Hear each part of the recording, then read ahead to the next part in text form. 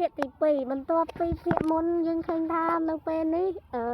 រីកានាងក៏បានយកសាកសពលោកប៉ាហើយនិងរីតារបស់នាងយកមកបញ្ចុះសពហើយនៅពេលនឹងផងដែរនាងក៏បានឃើញស្រោមមុខ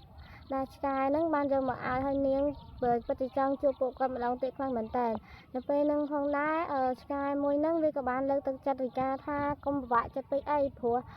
លោកប្រសើអាឡែនហ្នឹងអត់ចង់ឃើញនាងពិបាកចិត្តអញ្ចឹងទេហើយបន្តមកទៀតពួកគេក៏បានទៅកន្លែងដែលប៉ារបស់នាងធ្លាប់ធ្វើការកាលពីមុនអីចឹងណាហើយទៅនាងក៏បានឃើញកន្លែងបង្កើតសត្វយន្តទាំង3ហ្នឹងអីចឹងទៅបន្តមកទៀតនាងក៏ចាប់ផ្ដើមមានទឹកមុខស្អាតទៀតហើយស្រឡឹងមើលទៅកន្លែងហ្នឹងរហូតហើយមកទៅនាងក៏បានកន្លែងមើលទៅកន្លែងដែលលោកប៉ារបស់នាងធ្លាប់មកនេះគឺជាកន្លែងដែលប៉ារបស់នាងធ្លាប់ធ្វើការហើយបន្តមកទៀតនាងក៏បានចូលទៅក្នុងបន្ទប់នឹងហើយដកស្រមុកនឹងយកមកមើលហើយនាងនឹកដល់តាមរបស់នាងចាំសម្ដីរបស់គាត់ថាបើមានកិច្ចការអីទៅសម្លាប់ទៅសម្លាប់អីចឹងណាហើយបន្តមកទៀតនាងក៏បាននិយាយបដិញ្ញាចិត្តទៅថានាងនឹងមិនធ្វើឲ្យគាត់ខកចិត្តឡើយនាងក៏បានយកស្រមុកនឹងយកមកពាក់នៅពេលផងដែរនាងក៏បានទៅដកយកដាវប្រចាំតកោគ្រូសាអ៊ីស៊ូរគីរបស់នាងយកមកបើកមើលឲ្យឃើញថាដាវនឹងគឺជាដាវមិនថាតជំនាន់គេហ្មងហើយដាវនឹងឡងភ្លឺចាញ់ចាំងល្អហ្មងហើយទៅអាសត្វនាងក៏បាននៅមើលជាមួយនាងហើយពួកគេគឺមានគម្រោងថាទៅសងសឹកអ្នកដែលធ្វើបាបគ្រួសាររបស់នាងនឹងទាំងអស់គ្នាហ្មងហើយទៅសាច់រឿងក៏បានកាត់ទៅដល់រយៈពេលប្រហែលខែក្រោយមកតួស្រីរបស់យើងឥឡូវហ្នឹងនាងគឺថានាងបានបដូរអត្តសញ្ញាណថ្មីអញ្ចឹងដែលនាងមានឈ្មោះថ្មីថាលីលីហើយនាងពងឈរហ្នឹងក៏មានបណ្ណាគេម្នាក់ទៅមកនាងពេលបើកទូរស័ព្ទមកលោកហើយស្រែកឡើងចង់បែកទៅជាមើលទៅមុខនាងទៅក៏ដឹងដែរថាចង្វាយរបស់នាងហ្នឹងបានទៅមកប្រាប់ថាឲ្យលឿនឡើងគេពងចាំសັດឆ្មាស៊ូហ្គាហ្នឹងហើយនេះម្ចាស់គេមើលមកឲ្យហើយទៅថាអត់ឆ្លោទេ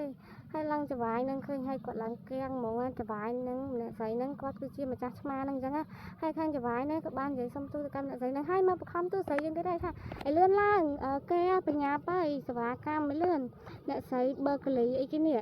ហើយបន្តមកទៀតចង្វាយរបស់គាត់ហ្នឹងគឺជាបើថាអ្នកធ្វើការបានទទួលខាងសេវាកម្មអីចឹងទៅហើយគាត់ក៏បាននិយាយប្រាប់ថាឲ្យលឿនទៅខ្ញុំរវល់គាត់ថាទទួលភ្ញៀវផ្សេងៗទៀតយើងកាប់ដល់ទីក្រុងវិញពេលហ្នឹងសัตว์ន្ត្រីរបស់រីការបស់យើងហ្នឹងគាត់ក៏បានឲ្យវាហ្នឹងទៅសើបហៅមើលពីពួករីថាក្រុមក្រតជនវឹកមុនអញ្ចឹងហើយគេក៏បានទៅឃើញបរិសម្នាក់ដែលថាម្នាក់ហ្នឹងគឺជាវិស្វករខាង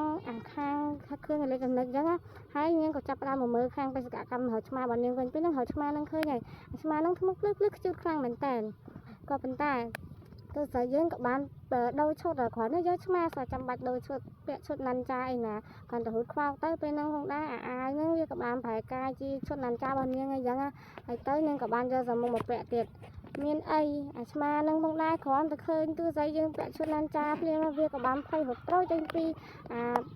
កតោហ្នឹងអីចឹងទៅហើយទៅពេលហ្នឹងឆ្មាហ្នឹងវាក៏បានផ្លាស់ចេញទៅណាគេនៅហ៊ានគេមកលេងណាន់ចាពងចាប់យ៉ាងអីហើយទៅវាក៏បានអោនដើរថយក្រោយទៅវាក៏បានលោតទៅក្រោមមកហើយគៀនឹងជ្រៅខ្ពស់ខ្លាំងមែនតើហើយទូរស័ព្ទរបស់យើងក៏បានបញ្ញាប់ចុចអាកលឹះយន្តរបស់គាត់នឹងដើម្បីចុចខ្សែអីជួយទប់ចឹងពេលហ្នឹងគាត់ក៏បានចាប់វាបានហើយអាឆ្មាហ្នឹងចង់ហៅងាប់ហ្មងហើយទៅវាបានអាម៉ាស៊ីនហ្នឹងវាក៏បានទៅសារ៉ហៅកន្លែងតាក់ចឹងទៅហើយតាក់អាល្វាហ្នឹងហើយចែកដល់អាក្រក់ទៀតអាចប្រកាន់ដៃផ្ទះគេហ្នឹងក៏បានដាច់ទៀតអើយគឺថាវេទនាខ្លាំងមែនតើហើយក៏បានទៅបតោងនឹងខ្សែភ្លើងម្ដងខ្សែភ្លើងហ្នឹងក៏ប៊ីសនឹងដាច់ទៀតតែវារៀងមាំដែរចឹងទៅពួកគេក៏រត់ខ្លួនមិនច្បាស់ទៅចឹងទៅហើយពេលចុះមកដល់ដីនេះអាឆ្មានឹងវិញឡើងញ័រអស់លីងហើយទោះស្រីយើងក៏បានចុះមកសុវត្ថិភាពចុះមកដល់សុវត្ថិភាពបន្ទាប់មកទៀតនាងហ្នឹងក៏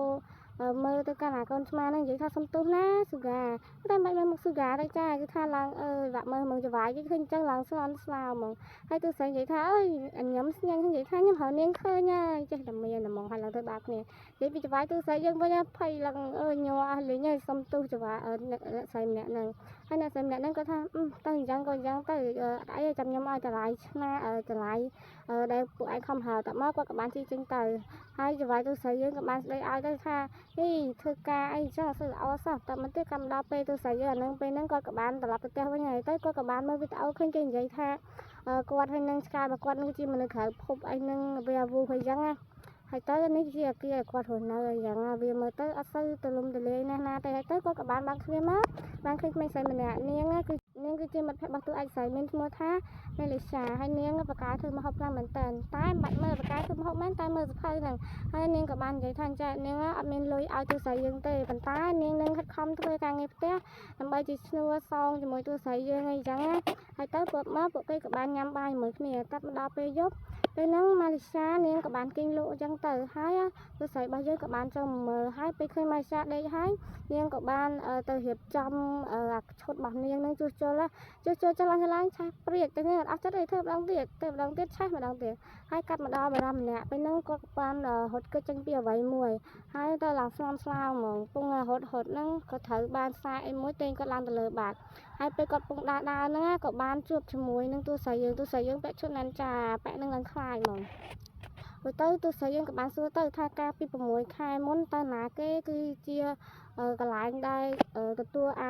ប្រព័ន្ធត្រូវនឹងនៅណាតែបងអ្នកនឹងទៅរងអត់ព្រមឆ្លើយទេមានណាតទស្សយើងធាក់តម្លាក់ទៅលើអាគារឡើងភ័យចំហមាត់ថ្លឹងហ្នឹងទៅហើយក៏បានគប់វត្តសង្កាត់គាត់ទៅជាប់អាប៉ែហ្នឹងទៅតាក់នៅនឹងអាគារចឹងណាអូយលោកអាយសាហាវខ្លាំងមែនតើទស្សយើងហ្នឹងហើយនាងក៏បានសួរចម្លើយអាប៉ែហ្នឹងមានណាតែព្រោះស្រីយើងខ្ទេចហ្មងខ្លាចងាប់ដែរនៅនឹងអាគារហើយទៅអាប៉ាក់ហ្នឹងក៏បាននិយាយថាគាត់បានដឹងអីទេគាត់គ្រាន់តែជាវិស្វករម្នាក់អញ្ចឹងក្រៅពីហ្នឹងគាត់បានដឹងអីទាំងអស់គាត់គ្រាន់តែជាវិថាគេឲ្យធ្វើអីគាត់ធ្វើហ្នឹងគាត់អត់មានដឹងថាគេមានកម្រងអីហើយយកទៅទុកនៅណាទេហើយបន្ទាប់ពីសួរចម្លើយហើយអ្នកមើលមុខគ្នាឡើងភ័យហ្មងនេះខំនិយាយរៀបរាប់ផងអីផង